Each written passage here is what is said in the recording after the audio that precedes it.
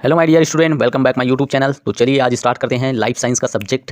ठीक है, CG set 2026 की तैयारी करनी है पूरी। तो सबसे पहले आज हम लोग स्टार्ट कर रहे हैं अपने सब्जेक्ट लाइफ साइंस के सिलेबस को डिस्कस करेंगे। ठीक है, क्या सिलेबस होता है, कैसे होता है। तो चलिए व्यापम की वेबसाइट पर जाते हैं। यह है सीजी व्यापम का वेबसाइट। यहाँ क्लिक करते हैं, जैसे ही क्लिक करेंगे फ्रंट पेज यहाँ पर होम स्क्रीन दिखाई देगा और सबसे नीचे आएंगे तो वही है हमारा एग्जामिनेशन। उसके बाद एलिजिबिलिटी के बाद इधर देखो सेट ईयर वाइज दिया हुआ है, तो 2024 का ही देखेंगे क्योंकि अभी फिलहाल 2024 का ही हुआ है। सिलेबस में जाते हैं आप। अरे यार एक सेकेंड ना, ये आ गया, सिलेबस खुल गया। अब लाइफ साइंस हमारा कौन सा सब्जेक्ट है, लाइफ साइंस। ये देखो लिखा हुआ है, शायद 11वें नंबर में रहता है। अब ओपन करते हैं WPS में। चलो आज सिलेबस कंप्लीट करा दूंगा, उसके बाद हम लोग कल से डेली क्लास स्टार्ट करेंगे। तो कमेंट में ज़रूर बताइएगा कि कौन सा यूनिट मैं स्टार्ट करूँगा, उसके हिसाब से मैं आप लोग को पढ़ाऊँगा। ठीक है, देख सकते हैं ये सेट दिया हुआ है, सीजी सेट 2023। यही जो सिलेबस था वो 2024 में भी यही सिलेबस था सेम, और इसी पर एग्जाम हुआ था। तो चलिए सबसे पहले देख सकते हैं 13 यूनिट दिया हुआ है। Molecule and there interaction, first में देखो मॉलिक्यूल एंड देयर इंटरेक्शन दिया हुआ है ना, और सेकेंड में सेलुलर ऑर्गेनाइजेशन है। तो फर्स्ट में जो molecule there interaction relevant to biology, तो बायोलॉजी का से रिलेटेड जितने भी बायोमॉलिक्यूल्स हैं, जैसे carbohydrate, protein, fats, lipid, protein, इन सब का इसमें स्टडी करना है। ठीक है, क्या करना है, ये जो फर्स्ट यूनिट दिया हुआ है उसमें जितने भी बायोमॉलिक्यूल्स हैं, जैसे लिपिड, प्रोटीन, कार्बोहाइड्रेट, मतलब इस यूनिट को बायोकेमिस्ट्री भी बोलते हैं। अब सेकेंड यूनिट में चलते हैं, चलिए ये वाला सेकेंड यूनिट। तो ये है सेलुलर ऑर्गेनाइजेशन का। ठीक है, मतलब इसमें सेल का स्टडी करेंगे, पूरा सेल के बारे में पढ़ेंगे कि सेल के प्लाज्मा मेम्ब्रेन, उसके क्या क्या ऑर्गेनील होते हैं, माइटोकॉन्ड्रिया, गोल्जी बॉडी, ER, ये सब, और सेल की स्ट्रक्चर, पूरा प्लाज्मा मेम्ब्रेन की स्ट्रक्चर और सेल। ठीक है, ये सब। अब उसके बाद ये वाला फंडामेंटल प्रोसेस, यूनिट नंबर 3 देखो ये वाला। तो ये यूनिट नंबर जो 3 है उसमें फंडामेंटल प्रोसेस मतलब हमारा जो DNA और RNA और प्रोटीन फॉर्मेशन और DNA रिपेयर, ठीक है, और RNA प्रोसेसिंग, ये सब, और ओपेरॉन मॉडल, ये सब पढ़ेंगे। क्या क्या पढ़ेंगे यूनिट 3 में फंडामेंटल प्रोसेस में। प्रोसेस मतलब फंडामेंटल प्रोसेस वही प्रोसेस होते हैं जिसमें प्रोटीन का निर्माण, DNA का रेप्लिकेशन और DNA रिपेयर और RNA प्रोसेसिंग, DNA डैमेज, और क्या हो सकता है ओपेरॉन मॉडल, इन सबको पढ़ेंगे। अब यूनिट नंबर 4 को देखो, चलो यूनिट नंबर 4 में ये देखो सेल सिग्नलिंग एंड कम्युनिकेशन दिया हुआ है। ठीक है, तो इसमें सेल कम्युनिकेशन पढ़ेंगे, पूरा सिग्नलिंग, कौन कौन सा सिग्नलिंग चलता है सेल में, एक सेल से दूसरे के लिए, ऑटोक्राइन, पैराक्राइन, जस्टाक्राइन, इंडोक्राइन, ये सब, और सेल कम्युनिकेशन दिया हुआ है। और इसमें इसी में सेल साइकिल भी पढ़ना है, उसका कंट्रोल पढ़ना है, एपोप्टोसिस पढ़ना है, कैंसर पढ़ना है, ये सब, यही मेजर टॉपिक है जो बता रहा हूँ। ठीक है, अब यूनिट नंबर 5 में है हमारा डेवलपमेंटल बायोलॉजी। तो डेवलपमेंटल बायोलॉजी में क्या है, पूरा ह्यूमन या कोई भी एनिमल्स के डेवलपमेंट कैसा हुआ है उसको पूरा पढ़ना है। जैसे सबसे पहले फर्टिलाइजेशन होगा, एक से दो सेल बनेगा, 2 से 4, मरूला, ब्लास्टुला, ग्लैस्टुला। ठीक है, क्लीवेज होता है कैसे, कौन कौन से टाइप से एग होते हैं, और लिम्ब का डेवलपमेंट कैसा होता है, रीजनरेशन कैसा होता है, ये सब पढ़ेंगे यूनिट नंबर 5 में। उसके बाद आता है यूनिट नंबर 6 में सिस्टम फिजियोलॉजी प्लांट। तो इसमें पूरा प्लांट फिजियोलॉजी पढ़ाएंगे। ठीक है, पढ़ेंगे, और इसमें पूरा प्लांट फिजियोलॉजी रहेगा जिसमें मेन हम लोग पूरा प्लांट हार्मोन को पढ़ेंगे।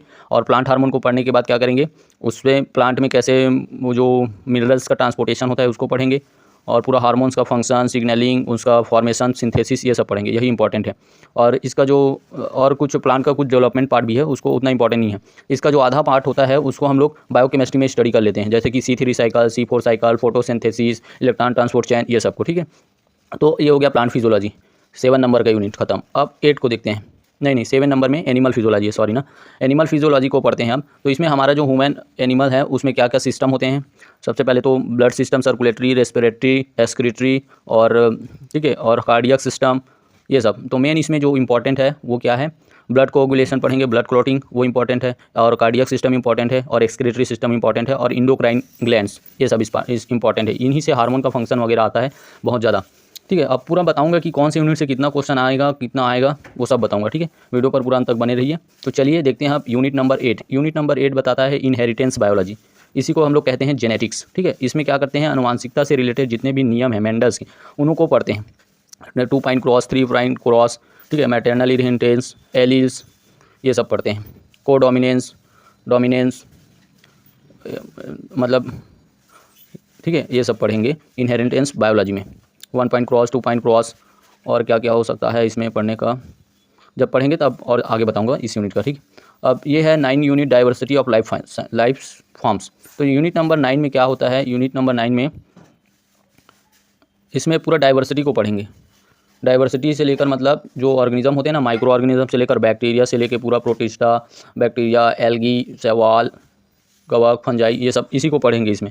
और डाइवर्सिटी में थोड़ा सा क्लासिफिकेशन भी देखेंगे और उस क्लास का स्पेसिफिक कैरेक्टरिस्टिक देखेंगे और एग्जांपल देखेंगे और कुछ कुछ एनिमल्स का क्या देखेंगे, लार्वा फार्म्स को पढ़ेंगे। लार्वा जो फार्म होते हैं ना, लार्वा अलग अलग फाइलम का, उसको वो इंपॉर्टेंट है, वो आता है। उसके बाद यूनिट 10 में है इकोलॉजिकल प्रिंसिपल, इसमें पूरा इकोलॉजी पढ़ेंगे, ठीक है। जैसे कि बायोटिक फंक्शन क्या है, फैक्टर क्या है, और पिरामिड, ठीक है, जैवभार पिरामिड आता है इसमें, इंपॉर्टेंट है। और क्या है, ग्रोथ कर्व, ठीक है, लॉजिस्टिक ग्रोथ कर्व, ये सब हैं। Exponential growth curve, competition, biological interaction आता है इसी में, पॉजिटिव इंटरेक्शन, नेगेटिव इंटरेक्शन कैसा होता है, ये सब मतलब इकोलॉजी से रिलेटेड पूरा आएगा इसमें।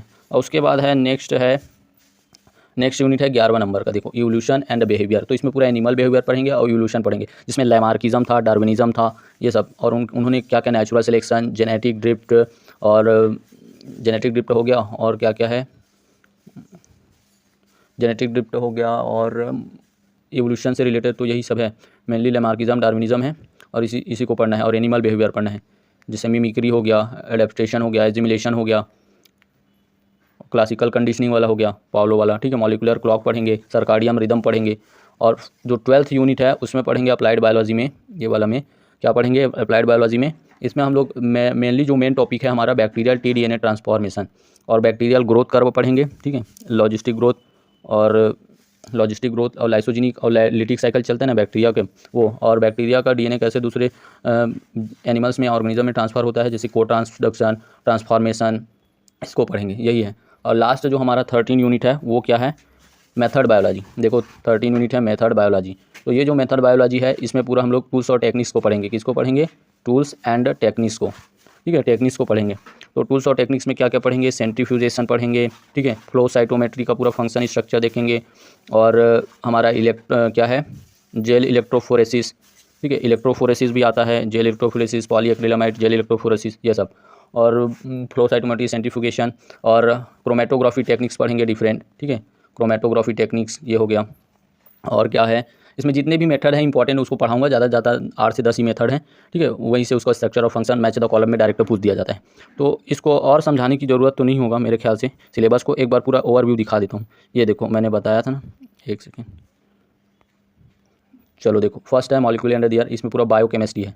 देखो बफर पीएच, ठीक है। उसके बाद डीएनए का स्ट्रक्चर कैसे होता है, protein conformation, protein folding, carbohydrate का स्ट्रक्चर, एंजाइम, काइनेटिक्स, ये सब। वो biological interaction, van der Waals, electrostatic, hydro, ये सब पूरा पढ़ाऊंगा। और सेलुलर ऑर्गेनाइजेशन में सेकेंड यूनिट है सेल के बारे में पढ़ेंगे पूरा। आप लोग तो इसको पढ़े होंगे, बीएससी एमएससी लेकर 11वीं 12वीं से पढ़ते आ रहे हो। सेल डिवीजन, सेल साइकिल, ये सब ये देखो दिया हुआ है, ठीक है। ये देखो पूरा स्ट्रक्चर दिया हुआ है, ऑर्गेनील दिया हुआ है, मेम्ब्रेन दिया हुआ है, जीन क्रोमोसोम दिया है, cell cycle, cell division, microbial physiology. अब चलो नेक्स्ट है हमारा फंडामेंटल प्रोसेस।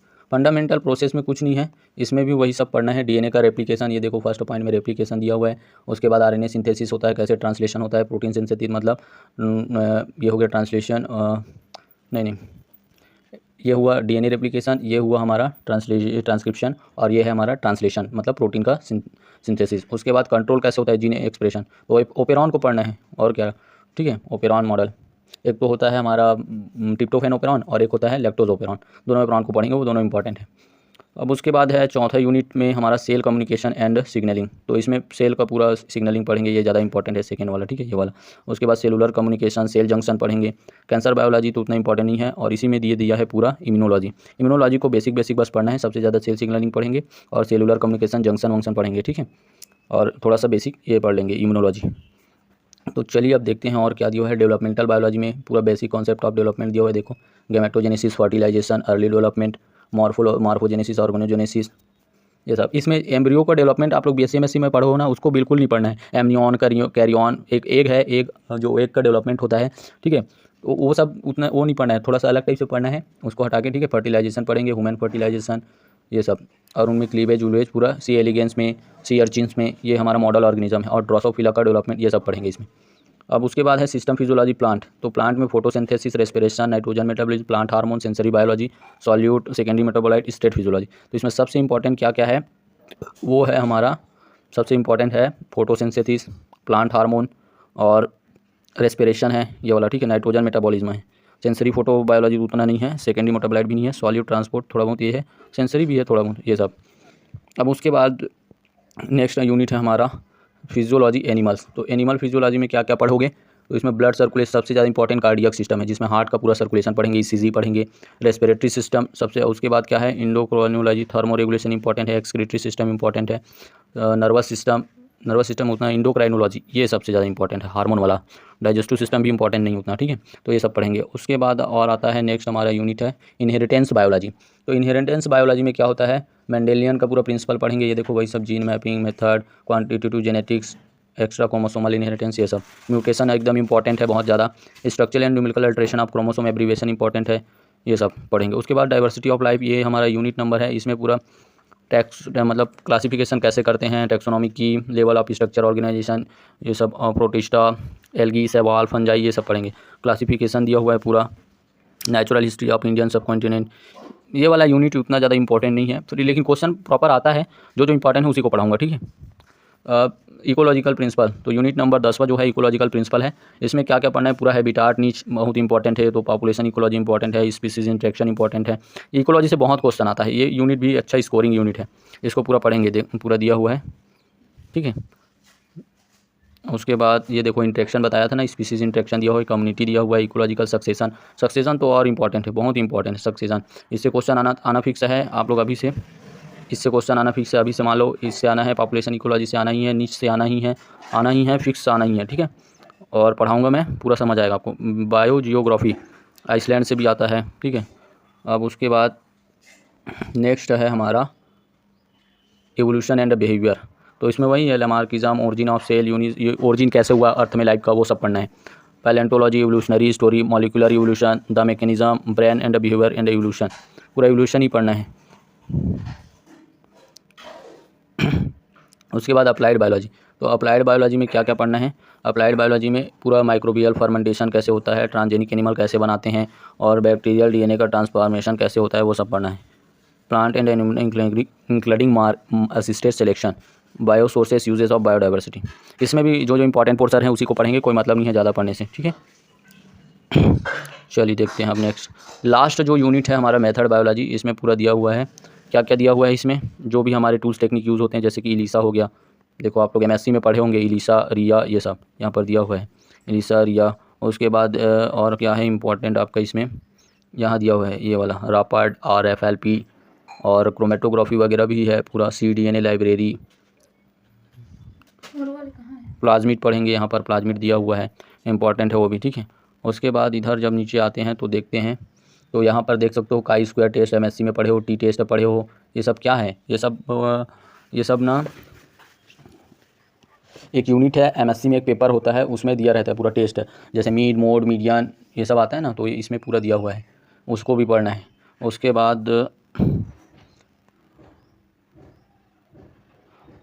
बाद है ECG का दिया हुआ है, ये सब तो उतना इम्पोर्टेंट नहीं है। वो शुरू वाला जो शुरू में दिया हुआ है ना, इसके शुरू में देखो, ये देखो,